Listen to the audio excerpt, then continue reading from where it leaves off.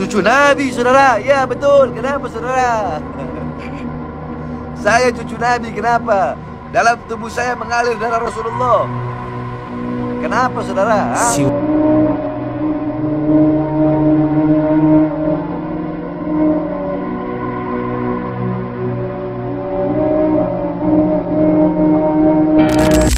Assalamualaikum warahmatullahi wabarakatuh. Hamdan wa syukranillah, amma ba'd. Selamat bergabung kembali di Ponpes Lumbung.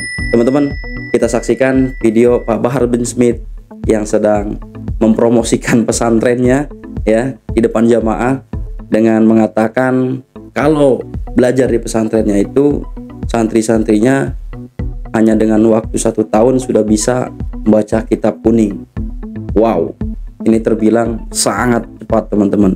Karena kita ketahui bahwa belajar kitab kuning, apalagi sampai untuk bisa membaca, itu bukan hal yang mudah dan membutuhkan waktu yang panjang, ya tuluz zaman, waktu yang panjang. Nah, waktu yang panjang itu ya relatif ya bagi siapapun itu. Tapi kalau untuk 1 tahun itu, teman-teman, wah kayaknya nggak masuk akal. Tapi kita saksikan dulu videonya, teman-teman. Pesantren kami 1 tahun udah bisa baca kitab kuning.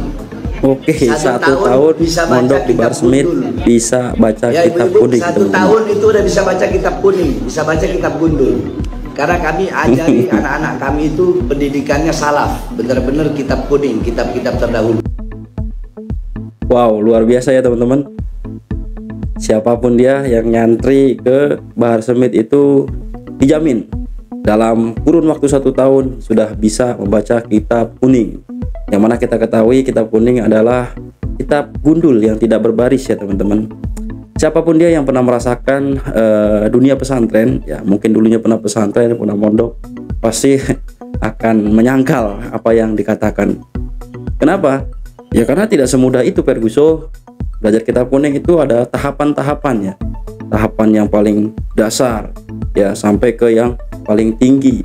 Ini sangat tidak masuk akal ya, teman-teman, bagi siapapun dia yang pernah mengalami atau pernah merasakan hidup di dunia pesantren. Nah, sekarang pertanyaannya, apakah yang dikatakan itu benar? Ternyata di satu kesempatan dia pernah diundang di salah satu podcast dan di sana dites untuk membaca kitab kuning. Kita saksikan bagaimana Bahar bin Smith ini membaca kitab kuning, teman-teman. Biar agak cepet ya. Ya. Fadilah tarawih aja, fadilah tarawih ya. Ya. Fadilah tarawih langsung saya baca. Oke, fadilah tarawih. Saya nggak baca apa namanya? Saya nggak bacakan ininya, maksudnya saya nggak baca apa Arabnya, biar lebih cepat menghemat waktu. Iya. Ya. Iya. Ya ini fadilah tapi susah juga, saya udah kebiasaan kalau ngajar. Tapi oke lah. Apa bacakan aja Arabnya nggak apa-apa. Lama. Oh, feel free. Oke, silakan. Baik. Yakni malam pertama tarawih keutamaannya yakni fi dhanbi min al-mu'minin yakhruj ka yawmi lailati awwali fi dhanbi min al-mu'minin yakhruj ummuhu waladtuhu ka yawmi lailati fi dhanbi min al-mu'min yakhruj. Orang yang sholat tarawih pada malam pertama, keutamaannya yang dia dapatkan, dia bagaikan dilahirkan kembali di rahim ibunya. Oke. Yakni Iya, betul, artinya mah cuman cara membacanya saja sudah salah, keliru, teman-teman. Dan ini sudah banyak santri-santri yang membantah ya, teman-teman. Artinya di sini dia sudah berdusta ya, berdusta soal jaminan pesantren di tempatnya itu akan melahirkan santri yang dalam 1 tahun itu sudah bisa membaca kitab kuning. Ternyata dia saja membaca kitab kuning itu dari kiri ke kanan, teman-teman.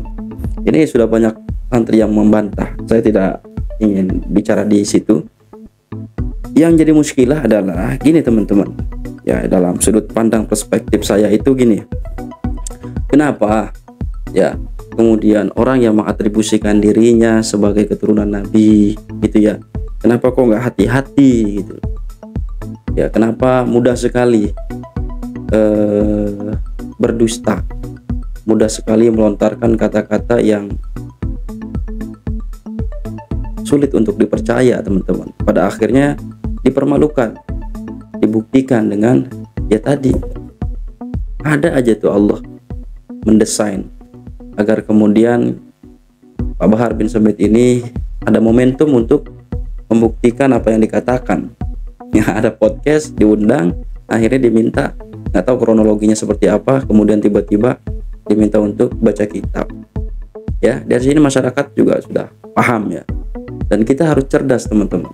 Orang-orang yang mengatribusikan dirinya sebagai keturunan Nabi, apabila dia melanggar norma-norma baik sosial dan agama, apalagi gitu kan, ya wajar saja harus diberikan hukuman yang lebih. Begitu juga bintu Rasulillah ya kan, Siti Fatimah ketika melakukan kesalahan pasti diikop dengan ikop yang berlipat ganda gitu teman-teman.